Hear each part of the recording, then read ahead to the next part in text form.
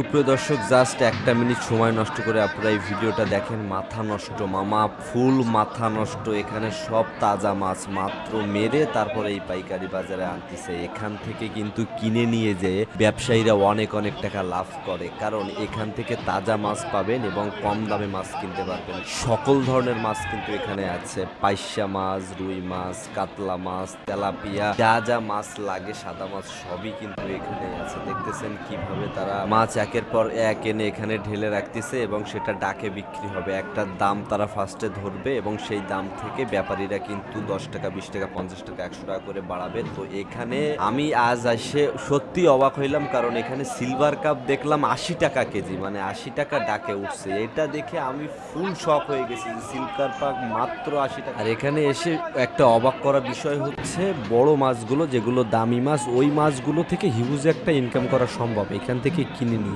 Silver cup যদি 80 টাকা হয় তাহলে একবার ভেবে দেখেন।